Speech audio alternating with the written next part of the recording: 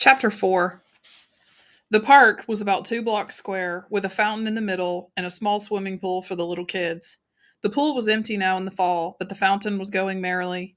Tall elm trees made the park shadowy and dark, and it would have been a good hangout. But we preferred our vacant lot and the shepherd outfit like the alleys down by the tracks, so the park was left to lovers and little kids. Nobody was around at 2:30 in the morning, and it was a good place to relax and cool off. I couldn't have gotten much cooler without turning into a popsicle. Johnny snapped up his jeans jacket and flipped up the collar. "Ain't you about to freeze to death, pony?" "You ain't a woofin'," I said, rubbing my arms between drags on my cigarette. I started to say something about the film of ice developing on the outer edges of the fountain when a sudden blast from a car horn made us both jump. The blue Mustang was circling the park slowly. Johnny swore under his breath, and I muttered, "What do they want? This is our territory. What are Socias doing this far east?" Johnny shook his head. "I don't know, but they're looking for us. We picked up their girls." "Oh, glory," I said with a groan. "This is all I need to top off a perfect night." I took one last drag on my weed and ground the stub under my heel. "Want to run for it?" "It's too late now," Johnny said. "Here they come." 5 Socias were coming straight at us, and from the way they were staggering, I figured they were reeling. They were reeling pickled. That scared me. A cool, deadly bluff could sometimes shake them off, but not if they outnumbered you 5-2 and were drunk. Johnny's hand went to his back pocket, and I remembered his switchblade. I wished for that broken bottle. I'd sure show them how I could use it if I had Johnny. If I had to. Johnny was scared to death. I mean it. He was as white as a ghost, and his eyes were wild looking, like the eyes of an animal in a trap. We were backed against the fountain, and the Socias surrounded us. They smelled so heavily of whiskey and English leather that I almost choked. I wished desperately that Derry and Soda would come along hunting for me. The four of us could handle them easily, but no one was around, and I knew Johnny and I were going to have to fight it out alone. Johnny had a blank, tough look on his face. You'd have to know him to see the panic in his eyes. I stared at the Socias coolly. Maybe they could scare us to death, but we'd never have let them have the satisfaction of knowing it. It was Randy and Bob and 3 other Socias, and they recognized us. I knew Johnny recognized them. He was watching the moonlight glint off Bob's rings with huge eyes. "Hey, what do you know?" Bob said, a little unsteadily. "Here's the little greasers that picked up our girls." "Hey, greasers." "You're out of your territory," Johnny warned in a low voice. "You better watch it." Randy swore at us, and they stepped in closer. Bob was eyeing Johnny. "Nup, pal, you're the ones who'd better watch it. Next time you want a broad, pick up your own kind. Dirt." I was getting mad. I was hating them enough to lose my head.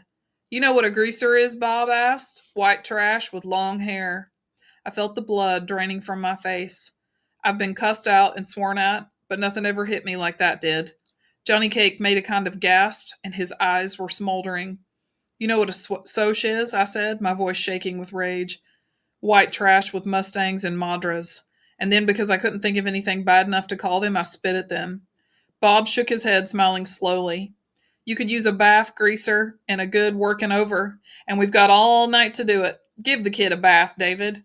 I ducked and tried to run for it, but the Soch caught my arm and twisted it behind my back and shoved my face into the fountain. I fought, but the hand at the back of my neck was strong, and I had to hold my breath. "I'm dying," I thought, and wondered what was happening to Johnny.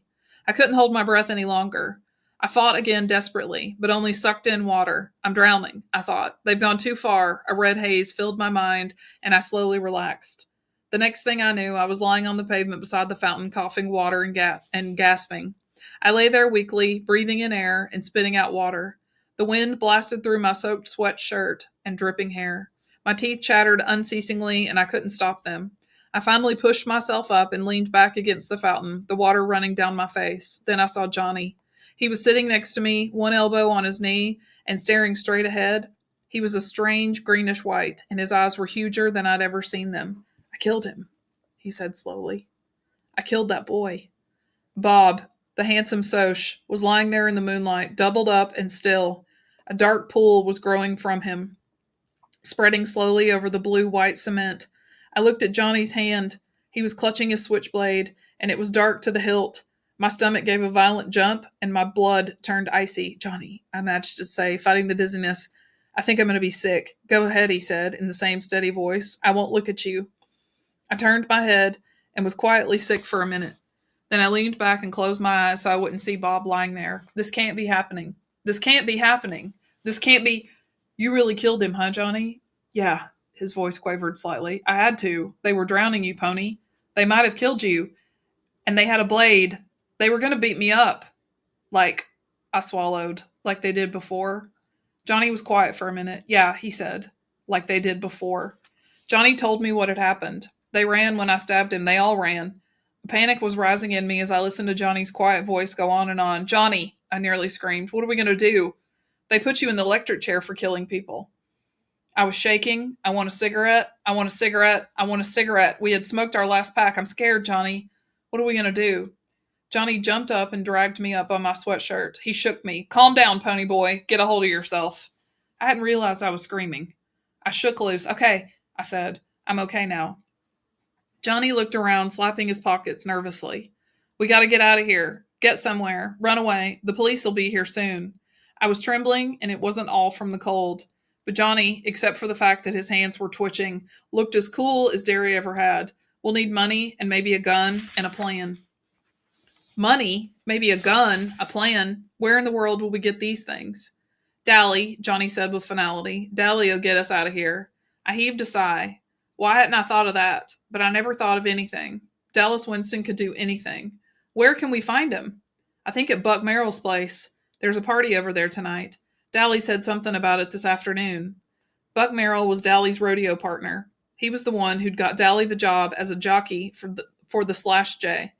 Buck raised a few quarter horses and made most of his money on fixed races and a little bootlegging. I was under strict orders from both Derry and Soda not to get caught within 10 miles of his place, which was dandy with me. I didn't like Buck Merrill. He was a tall, lanky cowboy with blonde hair and buck teeth. Or he used to be Bucktooth before he had the front two knocked out in a fight. He was out of it. He dug Hank Williams. How gross can you get?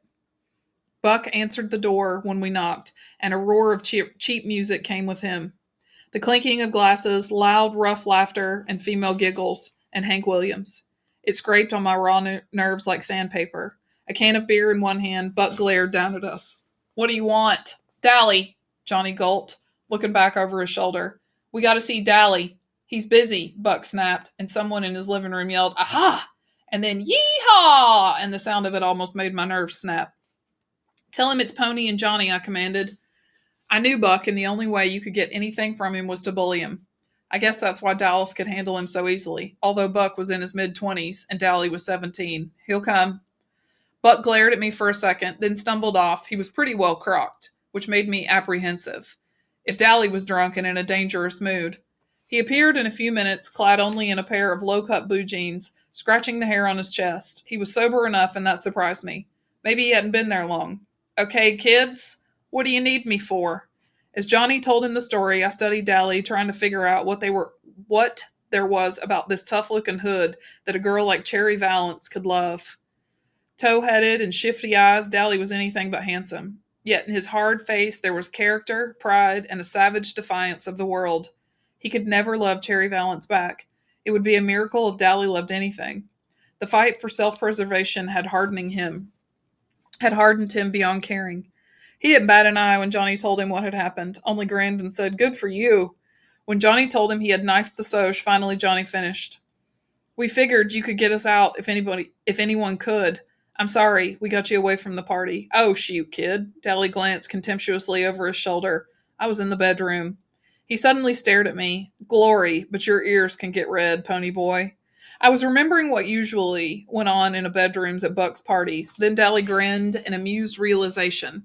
It wasn't anything like that, kid. I was asleep, or trying to be, with all this racket. Hank Williams. He rolled his eyes and added a few adjectives after Hank Williams. Me and Shepard had a run-in, and I cracked some ribs. I just needed a place to lay over.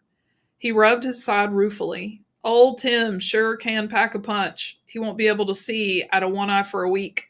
He looked us over and sighed. Well, wait a second, and I'll see what I can do about this mess. Then he took a good look at me. Pony boy, are you wet? Yes, I stammered through chattering teeth.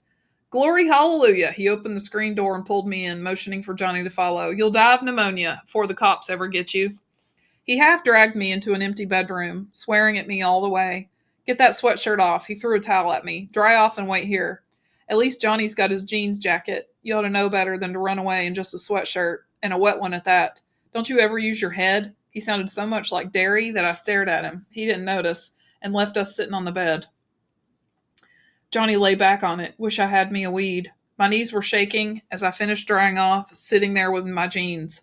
Dally appeared after a minute. He carefully shut the door. Here, he handed us a gun and a roll of bills. The gun's loaded. For Pete's sake, Johnny, don't point the thing at me. Here's $50. That's all I could get out of Merrill tonight. He's blowing his loot from that last race. You might have thought it was Dally who fixed those races for Buck, being a jockey and all, but it wasn't. The last guy to suggest it lost 3 teeth. It's the truth. Dally rode the ponies honestly and did his best to win. It was the only thing Dally did honestly. Pony, do Derry and Soda Pop know about this? I shook my head. Dally sighed. Boy, howdy, I ain't itching to be the ones to tell Derry and get my head busted. Then don't tell him, I said. I hated to worry Soda Pop, and I would have liked to let him know I had gotten this far, okay? But I didn't care if Derry worried himself gray-headed. I was too tired to tell myself. I was being mean and unreasonable. I convinced myself it wouldn't be fair to make Dally tell him. Derry would beat him to death for giving us the money and the gun and letting us get out of town. Here, Dally handed me a shirt about 60 million sizes too big. It's Buck's. You and him ain't exactly the same size, but it's dry. He handed me his worn brown leather jacket with the yellow sheep's wool's lining.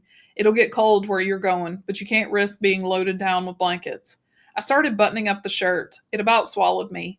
Hop the 3:15 freight to Windricksville, Dally instructed. There's an old abandoned church on top of Jay Mountain. There's a pump in back, so don't worry about water. Buy a week's supply of food as soon as you get there, this morning, before the story gets out, and then don't so much as stick your noses out the door. I'll be up there as soon as I think it's clear. Man, I thought New York was the only place I could get mixed up in a murder rap. At the word murder, Johnny made a small voice in his throat and shuddered. Dally walked us back to the door, turning off the porch light before we stepped out. Get going. He messed up Johnny's hair. Take care, kid, he said softly. Sure, Dally, thanks. And we ran off into the darkness. We crouched in the weeds beside the railroad track, listening to the whistle grow louder. The train slowed to a screaming halt. Now, whispered Johnny. We ran and pulled ourselves into an open boxcar. We pressed against the side, trying to hold our breath while we listened to the railroad workers walk up and down outside. One poked his head inside and we froze. But he didn't see us, and the boxcar rattled as the train started up. The first stop will be Windricksville, Johnny said, laying the gun down gingerly. He shook his head. I don't see why he gave me this. I couldn't shoot anybody. Then, for the first time really, I realized what we were in for. Johnny had killed someone, quiet, soft-spoken little Johnny, who wouldn't hurt a living thing on purpose, had taken a human life. We were really running away with the police after us for murder and a loaded gun by our side. I wished we'd asked Dally for a pack of cigarettes. I stretched out and used Johnny's leg for a pillow. Curling up, I was thankful for Dally's jacket. It was too big, but it was warm. Not even the rattling of the train could keep me awake, and I went to sleep in a hoodlum's jacket with a gun lying next to my hand. I was hardly awake when Johnny and I leaped off the train into a meadow.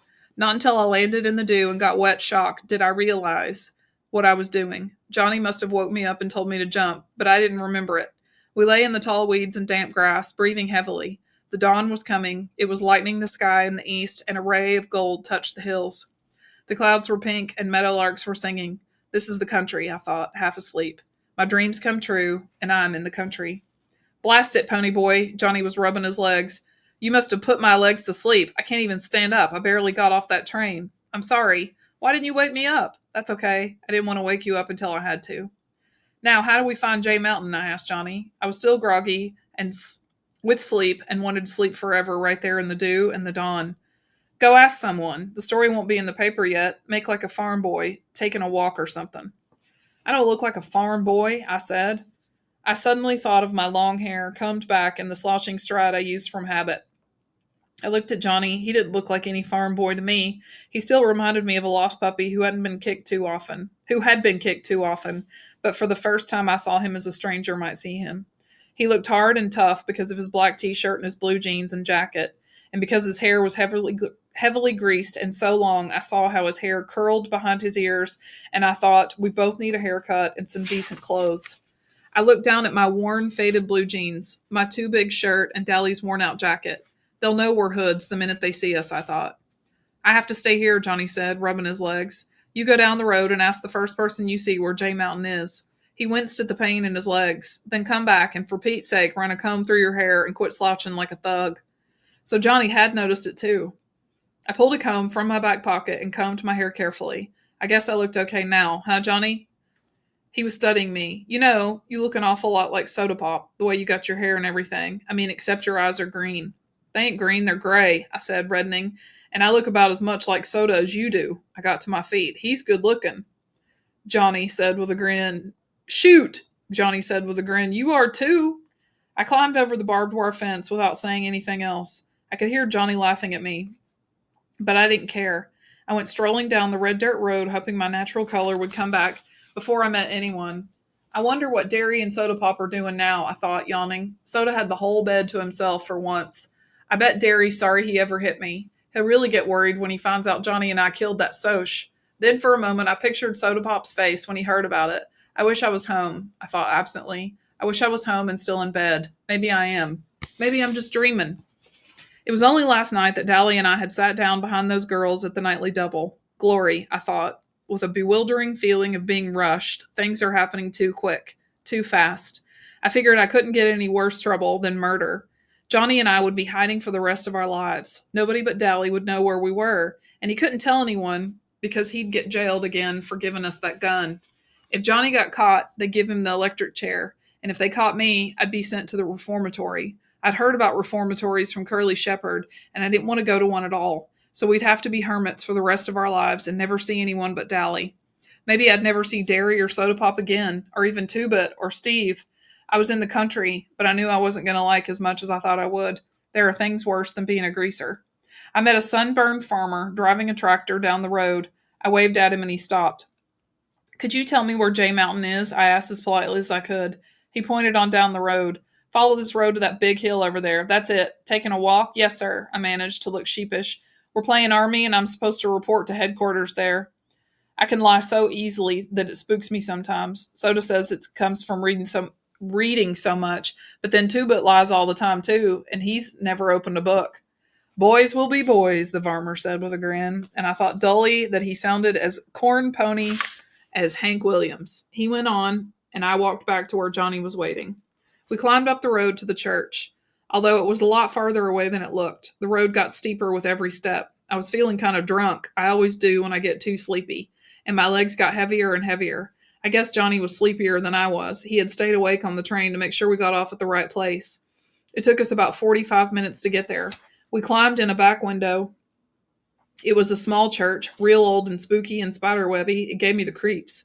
I'd been in church before. I used to go all the time, even after Mom and Dad were gone. Then one Sunday I talked Soda into coming with Johnny and me. He didn't want to come unless Steve did.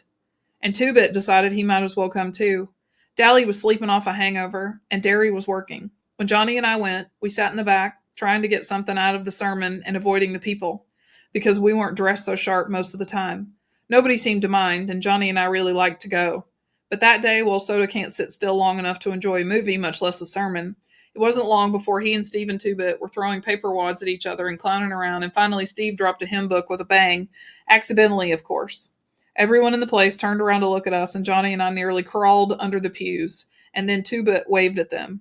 I hadn't been to church since, but this church gave me a kind of creepy feeling. What do you call it? Premonition?